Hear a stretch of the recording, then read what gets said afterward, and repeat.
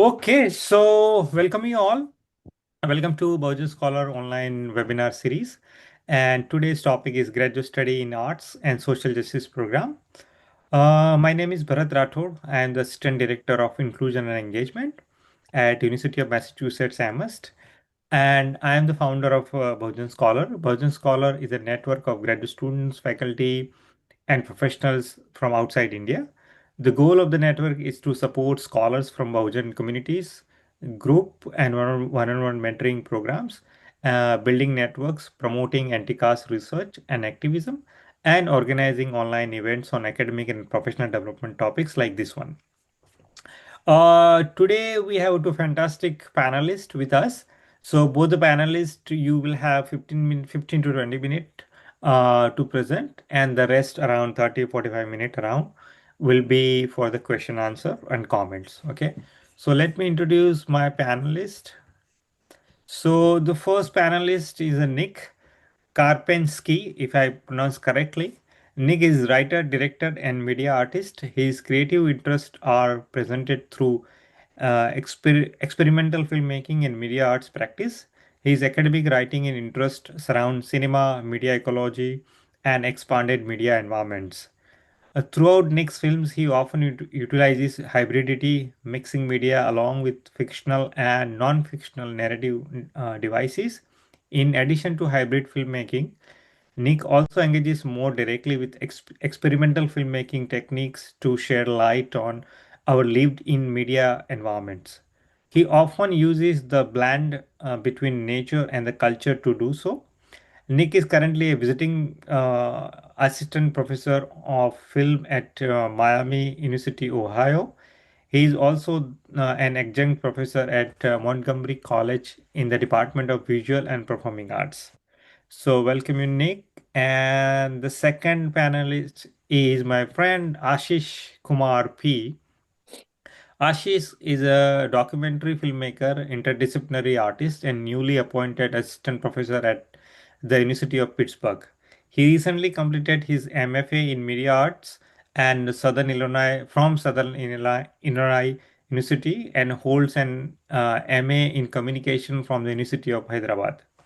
Ashish's creative and academic work centers on Ambedkarite thoughts and anti-caste frameworks, engaging audio-visual media as a tool for justice, testimony, and imagination. As a Dalit artist from Hyderabad, he has worked across India on rights, dignity, and social transformation issues. His current documentary film feature, Indignity, explores the symbolic and political role of Ambedkar statues and the pursuit of dignity within Dalit communities in India and diaspora. Welcome, Ashish. So, whoever wants to go first, please go ahead. You both now, up to you. The floor is yours.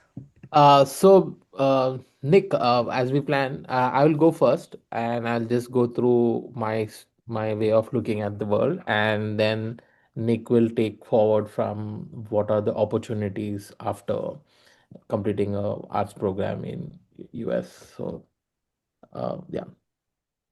Uh, Bharat, can you give me access? Good point. Sorry, my bad. Uh, Give me a. Oh, what is this happening?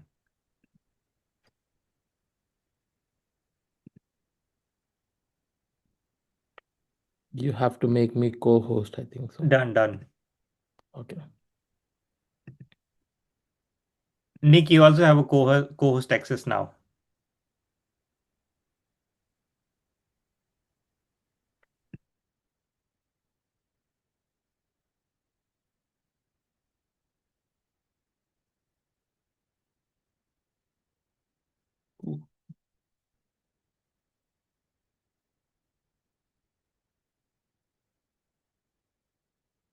Hi everyone, JB Lal Salam.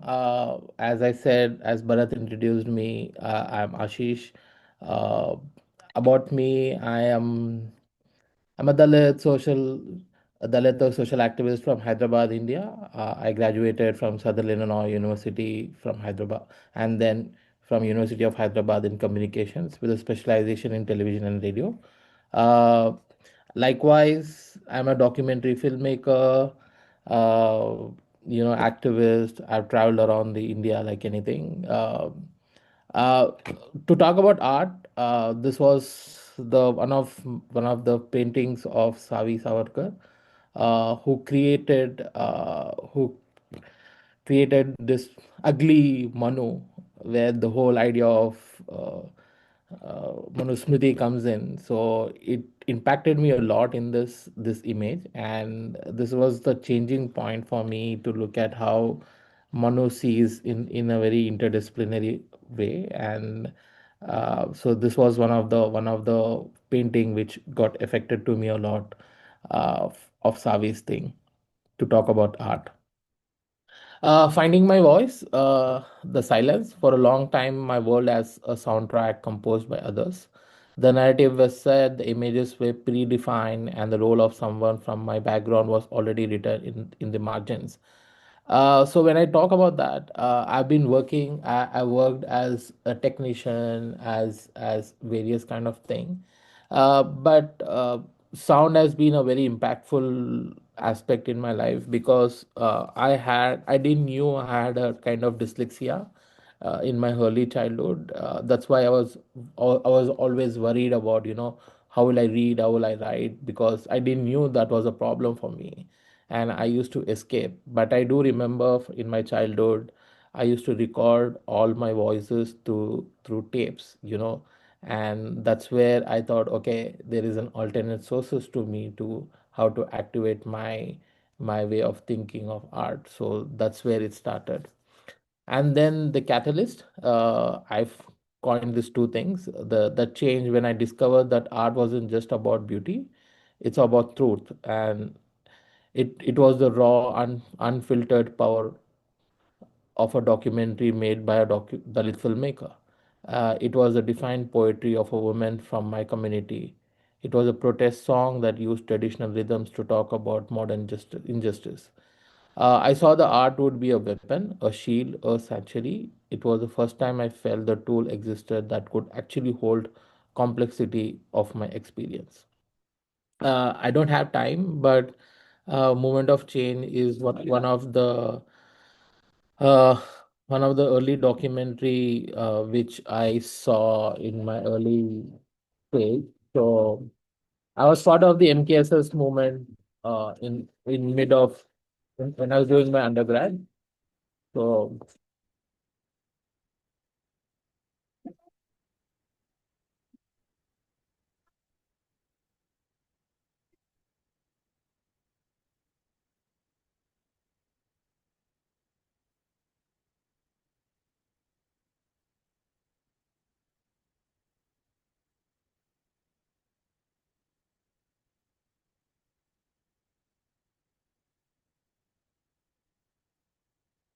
So when I was part of MKSS, there were a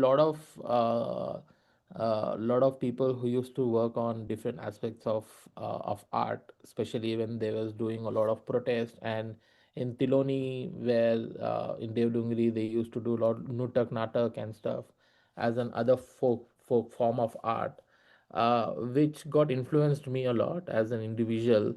Then I thought how art can be also a part of politicization, which have been part for many decades, in very different forms. And that's where I've picked up those ideas of, documentary film is also a part of art, and it's not only painting but also a different form of medium. So then I got hooked to documentary filmmaking a lot in that aspect. Uh, Art and technology, my unlike journey. To overcome my fear of English language, I use technologies, specifically use of cassette tapes. That's what I was talking about. Breaking the barriers, how I become an artist and an editor. Uh, so technical aspect is a very strong hold for me. I learned technology like anything. I am a cinematographer. My hardcore understanding with art is with I being an editor. I work for a lot of Bollywood films and television shows also in India. So that's where my creative aspect works. My past experience work took me across India, from forest of South India to central part of India, which are grown indigenous struggle to byline from Bollywood, Bombay, where the struggle is different but still very real. This travel gave me an on-ground view of lives across my country, and since I belong to a margin, I I could the wall that others could not. I'm a community person, spent all my life with people, right from child right movement, tribal right movement, human rights, and did fact finding reports a lot also. Teaching and learning is always my interest, and I ended up at Pitt as a visiting assistant professor. My early influence also is like Stalin's film India Untouched was very impactful for me, and Anand Patwardhan was amazing person and a filmmaker. All his films influenced me a lot, and he you can see those presence in my filmmaking aspect also. Uh, Reflection. I have undergone. I have I have I've undergone a significant transformation in my approach to art making prior joining to the MFA program. I considered myself primarily a technical person with experience in film production and community person. However, through my coursework and projects, I have come to view myself as an artist with a focus of creating work that engages with critical ideas and concepts. I've focused on developing my artistic vision and pushing the boundaries of traditional media production. One of the ways I have done is through experimentation and exploration, particularly in interactive work. Uh, One of my work in progress right now, my actually this was my thesis project. It's a feature-length documentary film exploring the legacy of Dr. B.R. Ambedkar's resonance in Dalit community across India, and I would like to share a bit about my journey with you on that. Uh, for me, this film isn't just an academic exercise or an artistic project. Process of my own experience, connect with other Dalit artists, contribute to the social change.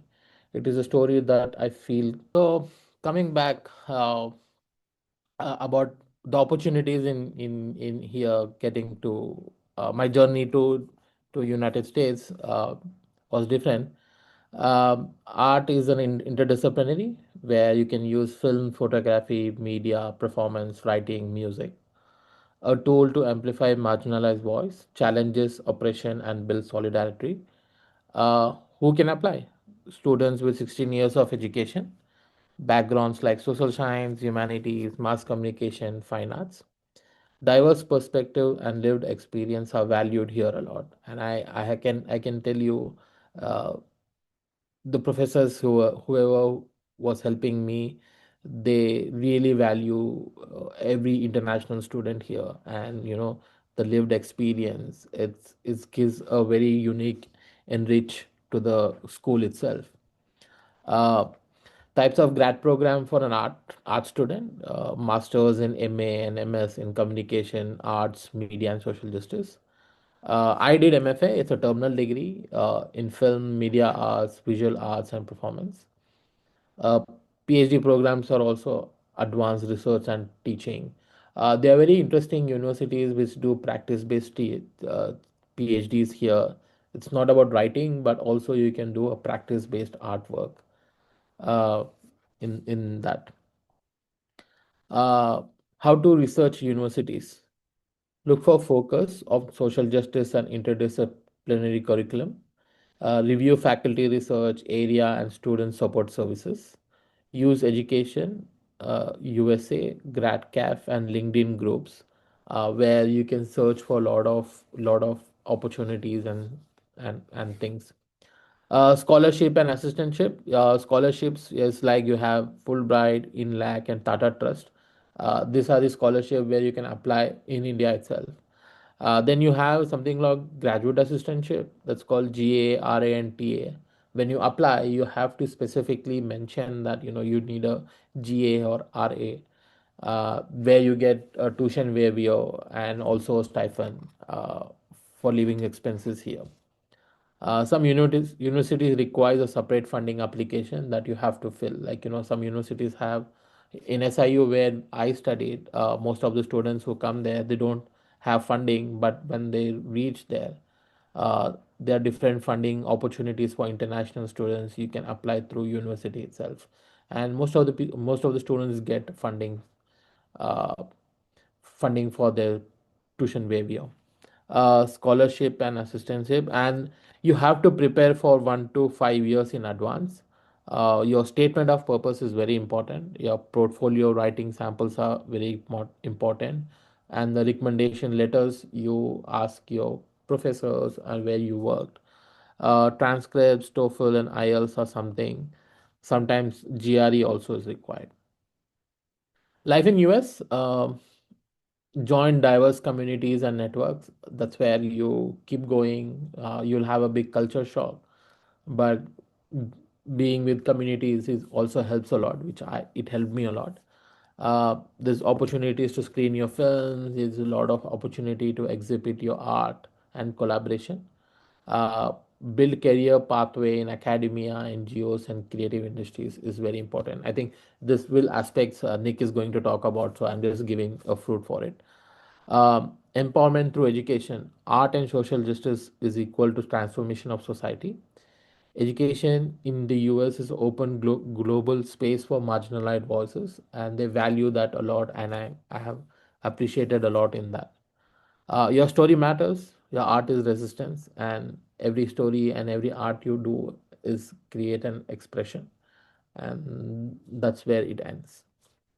Uh, I have put a lot of my works. Uh, I'm not going to say anything because I'm taking a lot of time. Nick, can you continue from here?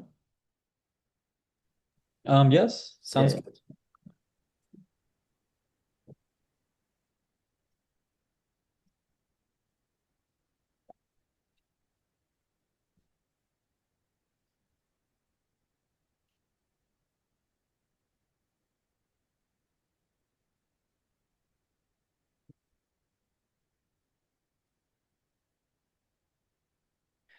Okay, hopefully, can we all see this presentation?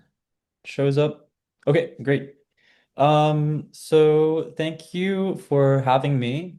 I am going to be talking about being a working artist and things that kind of entail with that vocation. I was introduced in the beginning, but just a little bit of an introduction about me. My name is Nick Carpensky. I'm an experimental filmmaker and media artist and a writer and researcher. Right now, I'm a visiting assistant professor of film at Miami University. And just educational background on me, I got my MFA in film and media arts from Southern Illinois University and my BA in English and media studies from St. Joseph's University. All right, but I today I really hope to give some ideas and maybe some practical kind of ways to go about being a working artist after school, whether that's your bachelor degree or your graduate degree.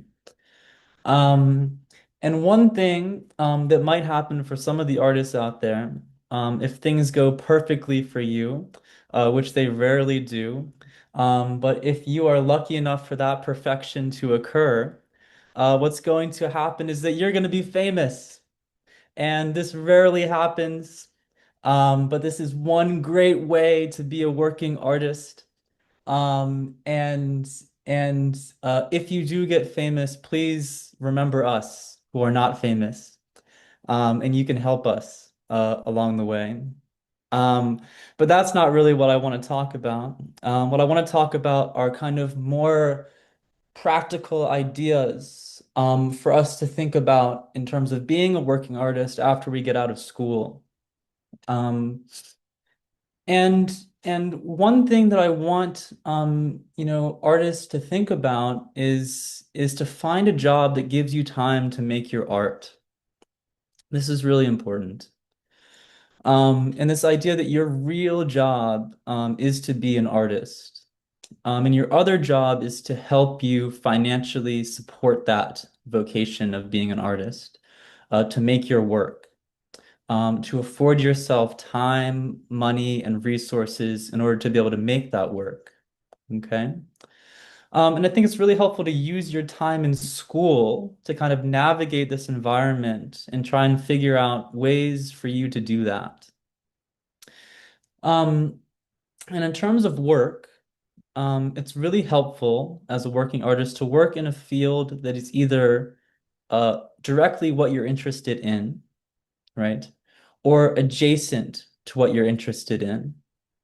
Because this will allow you to be in the environment that your work exists in, and it will allow you to build collaborators, and it will allow you to kind of stay inspired on a daily basis.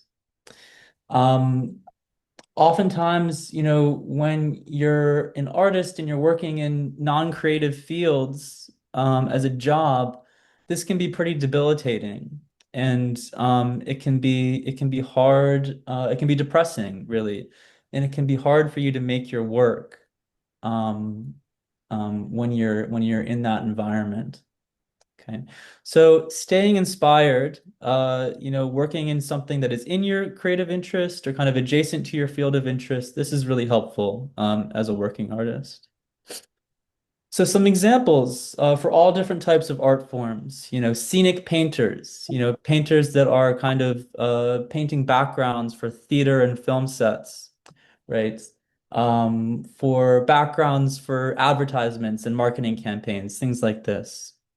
Working in art departments in theater and film productions, right? Being a graphic designer, working in fashion, being a professor, which this obviously is going or oftentimes requires grad school, which I'm also happy to talk about in terms of getting an MFA or a PhD or things like that. But being a museum curator, right? Working in art galleries. These are all very practical ways to go out into the world as an artist and work in your field and also financially support yourself to make your own work at the same time. So these things are simultaneously happening. Okay. All right. So this question of how can you set yourself up to be a working artist in art school? Um, so I think I encourage experimentation, especially in early stages, and to be involved and to build your portfolio along the way. And you may not know what you want to make. You may not know what you want to even do. You may not know what the medium is that you want to pursue. This is a perfectly natural place to be in. And it's really your job to experiment in school and find exactly what it is that you want to do. And it's perfectly normal to not know. And actually, the process of school is trying to get more specific as to what you want to do and how you want to express yourself. Okay. So you can join clubs, right? So join clubs in your grad programs or your undergrad programs, right? Meet fellow collaborators. This is a great way to meet people that you'll collaborate with and make things. Please, please, please always be making things. Because when you're in school, um, employers want to see what you've done, what you've made. Classes are very important as well, right? To do well in your classes. But people are going to want to be able to see a portfolio. So something that you've done, kind of tangible things that you've made. This is very important, right? And school is also, helpful to get collaborators because the collaborators you meet in school, are oftentimes going to be lifelong collaborators and creative partners for you. You will always, well, maybe not always, but you will oftentimes have a special place in your heart for the people that you meet in school because they were the people that you came up with, that you learned with. And these are very important people for you to be inspired by, right? And with. Right. Um, and when you get out of school, um, it's really important to do things every day that remind you that you're an artist. Because this is a very tough world. And it's a world that doesn't support artists very much, right? And it can be very debilitating. Um, and and oftentimes it's helpful to do something within your field, whether that's take photographs, work on a painting, go to auditions, make audition tapes, um, watch films that you're inspired by, go to museums and art galleries. These are reminders for yourself of who you are and who you want to be, because you might forget, because time can go by and you might not make something in a week, a month, a year, and doing this every day as a practice can help you remind yourself of who you are and what you want to do in this life. Okay. So these are helpful reminders. Right. DIY events. Now, as artists, we submit our work to art galleries, we submit our work to film festivals, all these types of things. Um, and oftentimes, the response is, "Thank you so much for your submission. We're unable to include your work in our program this year. But please keep our festival in mind for next year, and please submit next year." This is oftentimes a response that you will get from festivals and galleries. This is normal. This is not just normal, it's likely. This is likely going to happen, and it is going to happen over and over and over and over again. And you should keep submitting. You should keep submitting your work to these places over and over and over and over again. Um, because persistence is really the only way to get your work seen at these festivals and these galleries and these curatorial events.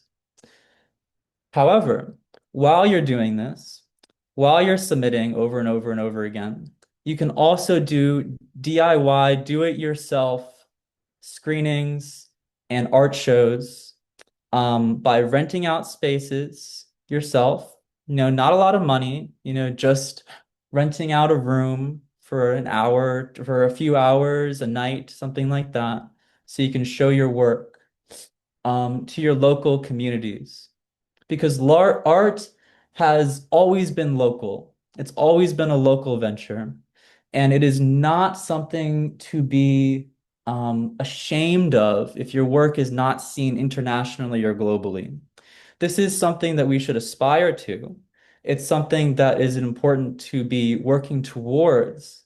But the point I'm trying to make is that art is a local venture, and showing your work locally is just as important as it is showing internationally. So doing these DIY events is very important and very helpful to introducing people to work that they might not be aware of, and that introducing work that might spark new perspectives and ideas for your local communities. And it also helps you progress in your career, because you want people to see your work. That's why we make things. We want people to see these things, right? Okay. All right, and I want to talk about this idea of blending theory and practice. When you blend theory and practice in your work, you become a bit more marketable for certain jobs. Okay. So if you want to be a professor or a researcher or a writer, when you're in school, your undergrad or your grad program, you might consider thinking about the ways you can use theory and research within your art practice as well, because this can make you more, again, marketable to these certain types of jobs. A school, they might want you to teach theory and practice classes. So you will be able to do that if you work towards that in your education, right? If you want to be a curator, or if you are a curator and that's a job that you want to pursue, having a rich context of art history in your mind and theoretical research is going to be more is going to be helpful for you to get that job, right? So thinking about that is very helpful as well. Okay. All right, I just want to lastly, because I think Ashish and I would love to hear your questions. But lastly, I want to play this video, which I think is very helpful for young artists. It's by Laurie Anderson. Laurie Anderson is an interdisciplinary artist. For those who don't know who she is, she's most known for her music. But she's also a painter, a sculptor, sound artist, things like this. And she's kind of giving advice to young artists, and I think it's really helpful from her perspective as well. Okay, so I'm going to go ahead and play this. It's just about 5 minutes long.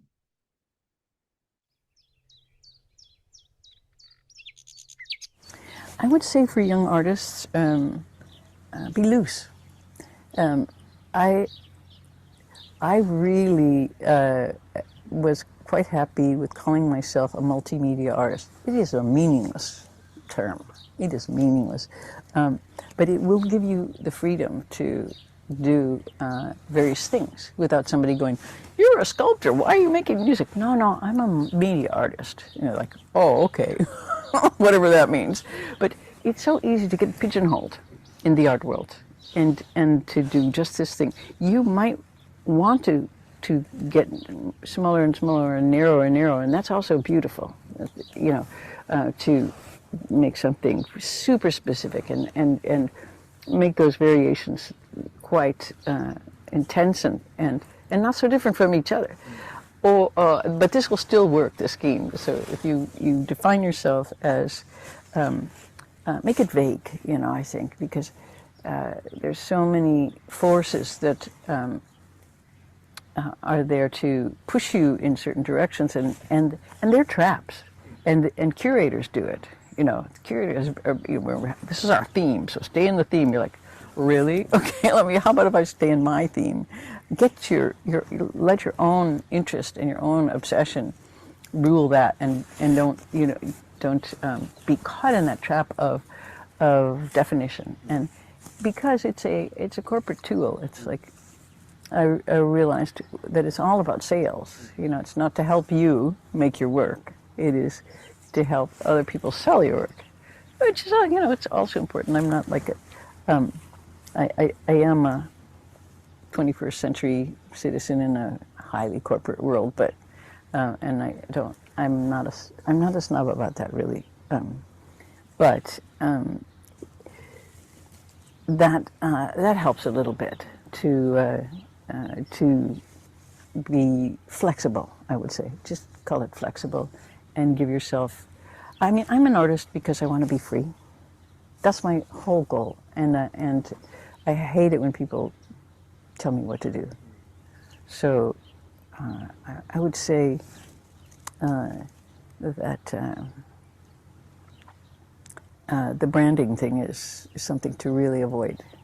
You know, sort of like Facebook stamping of who you are, and to resist that pressure, because that pressure is everywhere. It's everywhere. I remember the feeling of being released from that, because once made a lot of records for Warner Brothers, and then suddenly, you know, fairly suddenly, the whole record industry collapsed. And so I had to spend some time going, are you an electric acoustic avant-garde artist, or are you an avant-garde story artist? And I was like, who cares? I'm just trying to write some music, you know, the way I get, you know, inspiration from wherever, you know, and then I realized it's about what bin you're filed and how to sell you. So, and I'm not saying that's not important, but don't make it the first thing. And also, you know, finding your personal voice could also be finding one that doesn't express you. I'm not so wedded to the idea that art is personal expression and that it's good for you personally. I mean, it may be, but there are many different ways to to express things, you could try to. There are a lot of birds out today. I was just thinking, I'm very interested in, of course, going to Mars and all of those great projects we have, but also I personally would really love to understand creatures here better. So let's say you wanted to really understand the language of birds and how to make music that they would kind of go, yes. That's not self-expression. That's just like curiosity about being in the world and kind of going, let's make some music. So, whatever makes you free, and it makes you feel really free and really good, that's what to do. It's really simple.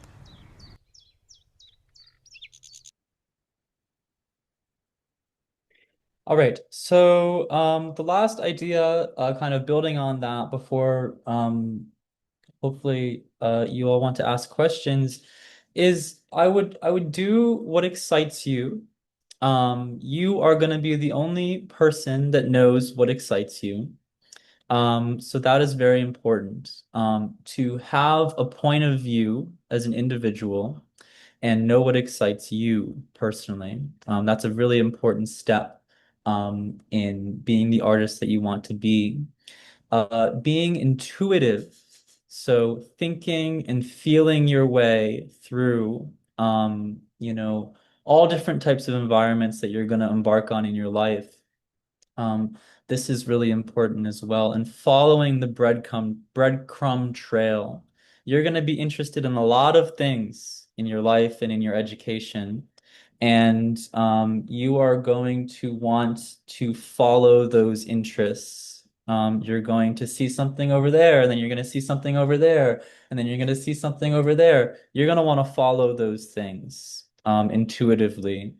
Um, and they will hopefully inspire you and lead you to where you want to be in your career. And hopefully I gave you some things that might spark some ideas for you. But with that, I'm going to kind of unshare my screen and um, maybe we can answer questions. I don't know what the next thing in the presentations are. No, I mean, thank you so much, Nick and Ashish both. And now the session is open for question and answer or comment. So if anyone has any question or comment, please you can raise your hand or you can print your question in the chat box. So I will read and then we will talk.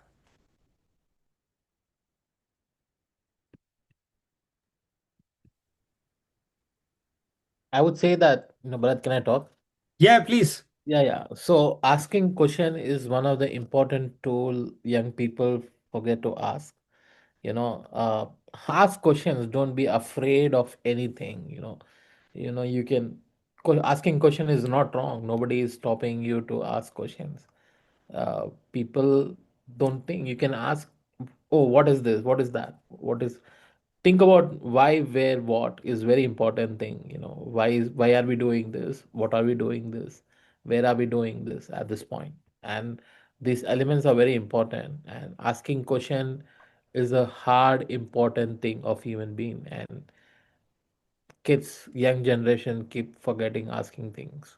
So ask questions. We are here to talk about questions, and if we don't know answers, we'll try to find out the answers. There's no answers for questions at all, but we have to find out the answers.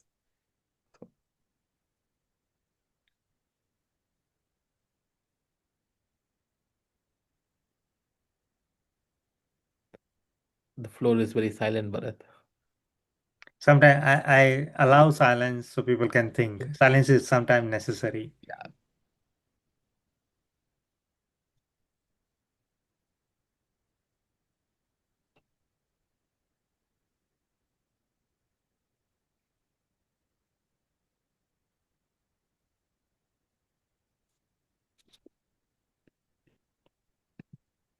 Okay, if no one has question, then I can ask a question actually, because then my role is important here as a moderator. Okay, so you can, if you have a question, you can print your chat box and then I will read. Okay, so my question is for both of you, that for any artist, those I mean who currently doing artwork and doing, suppose, I mean, undergrad, and if they want to pursue their master program. Uh, so is that important to have their master, or what do you call, their portfolio or artwork, supposed to be presented, supposed to be exhibited, and how they can make their portfolio visible or attractive in terms of their application? Nick, you want to go? Should I go first? You go first. Yeah. Uh, so in technical aspects, Indian education, if you are an engineering student, you have 4 years. But as an undergrad, if you do a BA art or BA economics or MA anything, if you want to apply for a master's program in United States, you need 16 years of education. So with your 3 years of degree, try to do 1 year diploma in any kind of art or any kind of extra work, then you are eligible to have 16 years of education. Then you can apply. With saying that, your projects of your undergrad is also your portfolio. You can use those materials to be part of the portfolio. uh, you can create a website. You can create a website and put all your work in the website which you feel is worth to the out to the society, so to the world. The other aspect is also approaching different NGOs, try to collaborate with a lot of NGOs and non-profits in India. That's what I did. I collaborated with a lot of NGOs and worked with them very very differently. So that's where you build your career also in portfolio. uh yeah. Nick, do you want to add anything? Sure. Yeah, so to build on one thing that Ashish said, a website, I would highly recommend having a centralized area where you can put your portfolio. It's really helpful when you're applying to places. And just to add something, in addition to what Ashish said, there might be a scenario when you might not have the biggest portfolio in the world, and that's okay too, when you're applying to schools. Because, people become interested in things at different times, people bloom later than others. You should also, if that's the case, you should be able to talk about what you want to do in a grad program, right? So be able to talk about the things that you want to do, the things that you are currently doing to get there. And that's also really helpful to have a vision of sorts, and be able to pitch yourself and what you want to do is helpful as well, in addition to a portfolio, right? I see a question here. uh, Bharat? Yeah, this is okay. I mean, anyone's, though it's a very different kind of question out of context, but if you want to take it, please. Yeah, so you're in BA economics. So I just said you can apply for MA here. You have very good opportunities for economics also, because I'm telling from the point of my roommate when I was doing my grad school. He did his PhD in economics. He's from Nagpur. He did civil engineering and he did an MA in economics and then applied for PhD here. So yeah, you can do once you get your BA economics. But as I said, BA is 3 years in India. You have to do one kind of additional 1 year diploma course to have that 16 years of mark of education to apply for a grad program in US. So I think the process is simple. You have to get your GRE or a TOEFL. A GRE is required for you so that you can get funding. That's called ATS. Sometimes, if you have a good GRE score, your tuition fees is also waived off in a few universities. So it all depends on your GRE score also. So if you have those aspects, you can apply. See that you have 16 years of education, your 11th and 12th, and 4 years of your undergrad. That's required for applying for a grad program in US.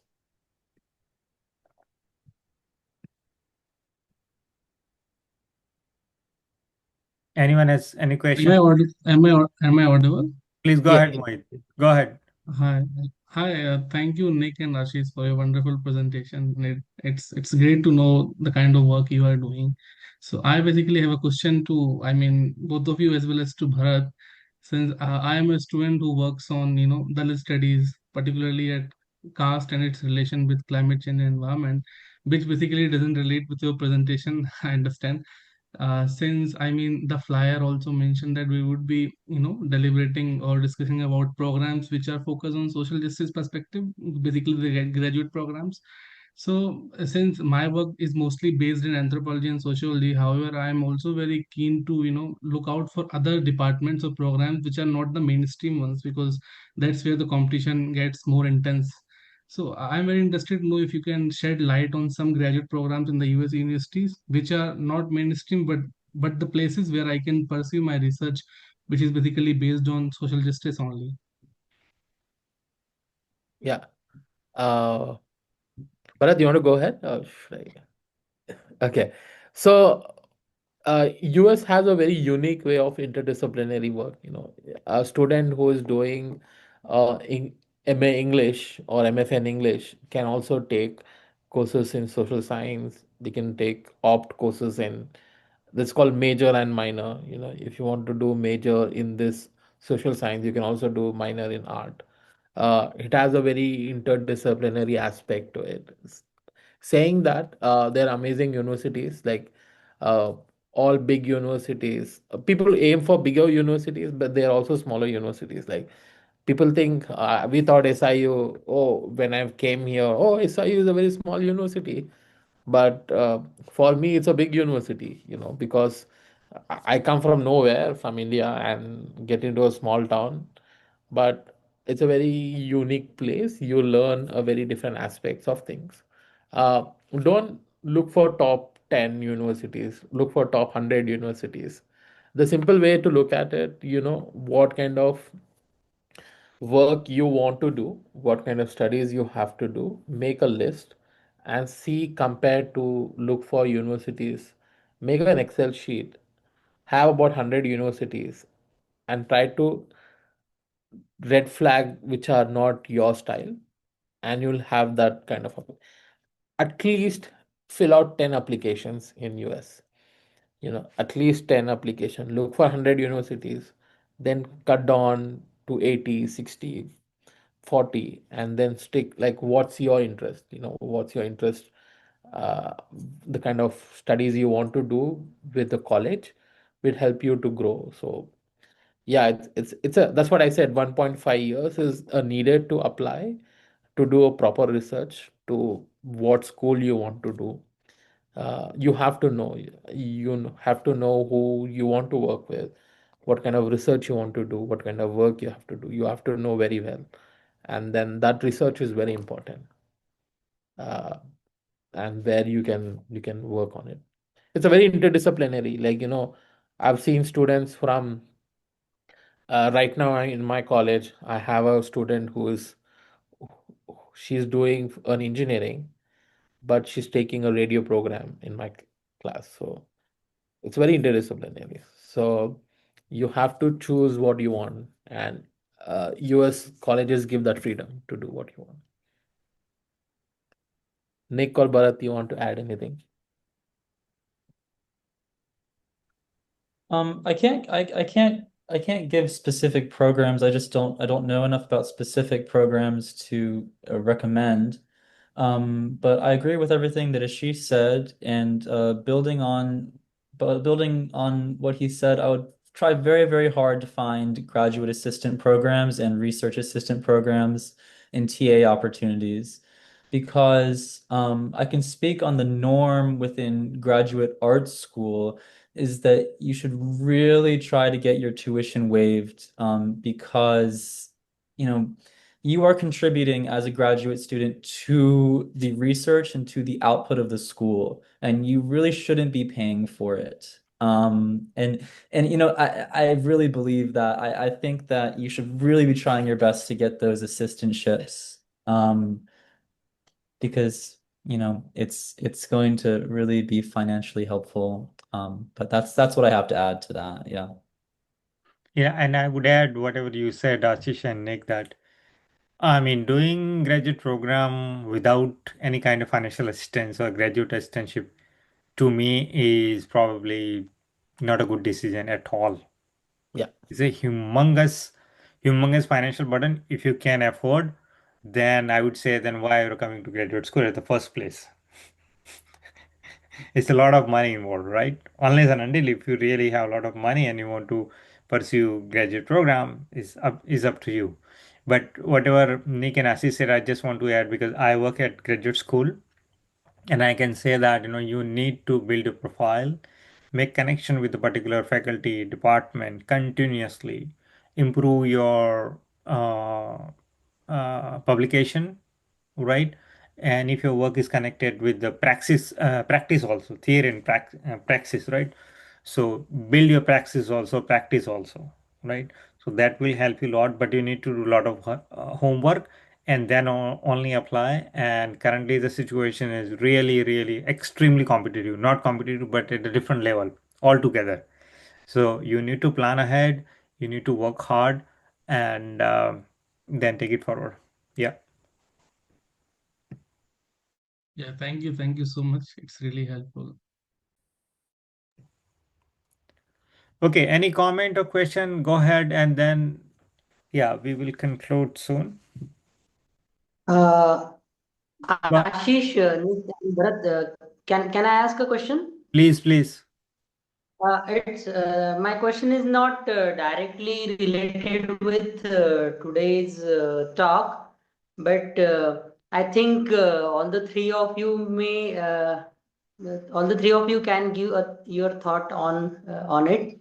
Actually, I did my PhD from Pune University, India, and I am applying for post-doctoral fellowships across Europe and USA. So I would like to seek your guidance and suggestions for it. I have applied to a few professors in Europe, but without any positive reply. So could you please give your suggestions on it?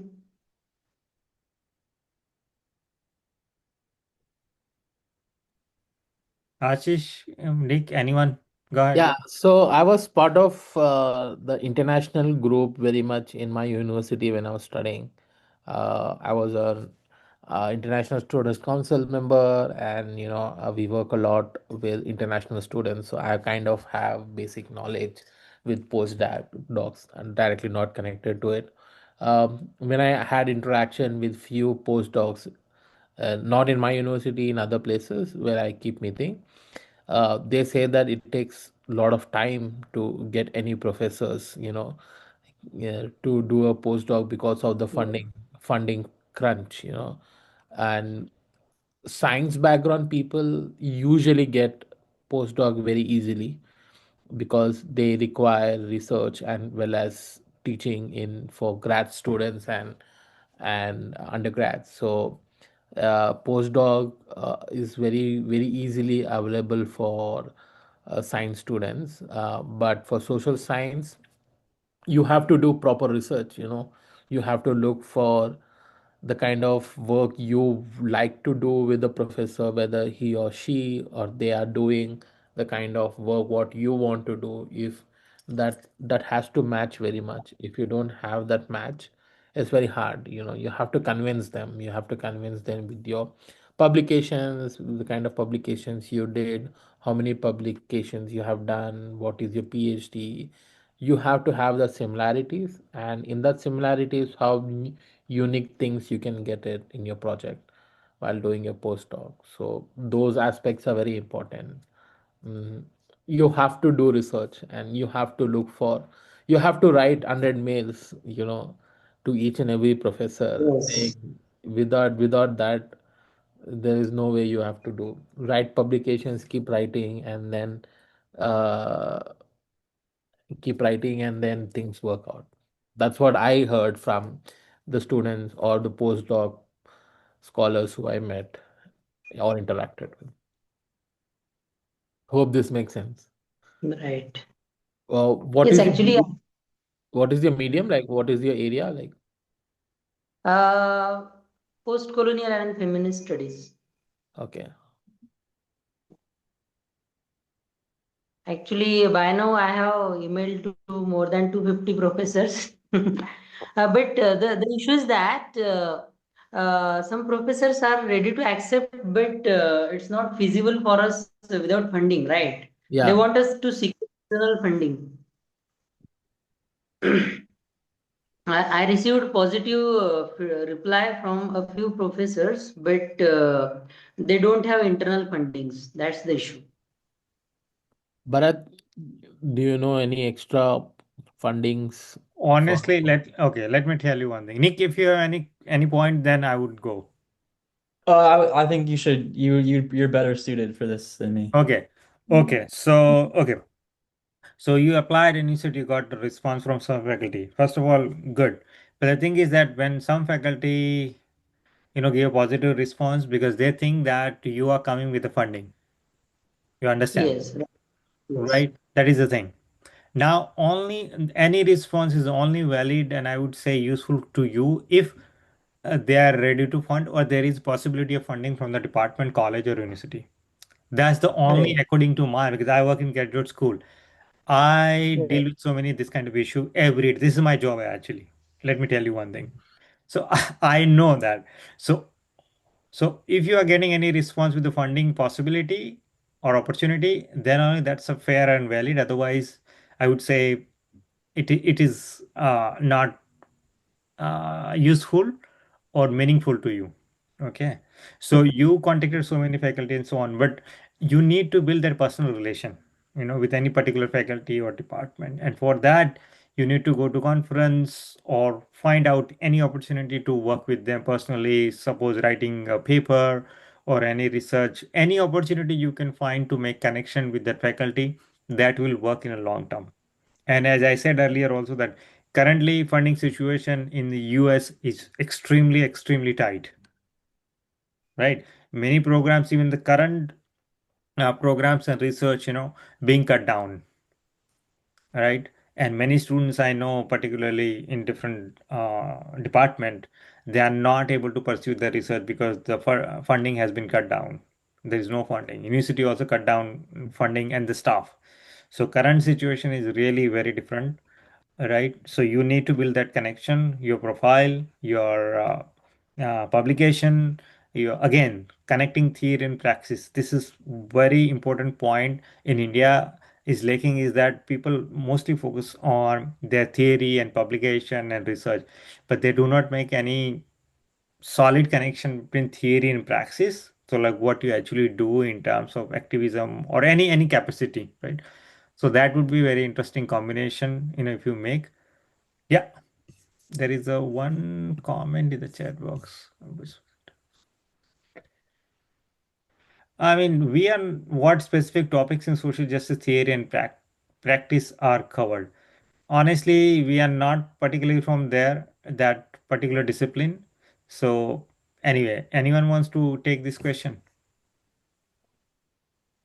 Nick, can you want to talk on social justice? Are covered where? Like at the schools or in different classes or I don't think I understand the question. I think basically, I think in the classes, I think so. In the class or the school, she could. Oh, okay. For me, I had a pretty long leash, so I was able to pick what I was interested in, to learn and study in terms of social justice issues. Ashish and I were part of a program, part of a grant for a little bit called the Mississippi River School for Kinship and Exchange. And the focus of that grant was to think about how we can teach about land that is taking into account diverse perspectives. So in the US, we had obviously genocide with the native people and indigenous people in the United States. And we have a terrible history of slavery and things of that nature. So thinking about how land can be seen in a colonial and post-colonial context and how we can teach about that and how we can make work about that from documentary to other types of artwork and things of that nature. So I really focused on landscape and social justice and ecology in terms of social justice when I was in school. And I'm still very interested in it and make work adjacent to it. But Ashish, do you want to talk about it? Yeah, I think classrooms have different aspects. You know, when you talk social justice, it's a very wide range of topic. You know, you have human rights, you have caste, you have OBC in India, you have human trafficking, women studies, women gender. So it's a very, very broad topic. You have to be specific in what your interest of area is. You know, environmental is also part of the social justice. So what is the specific topic you are interested and you want to work on that, that's where we think in.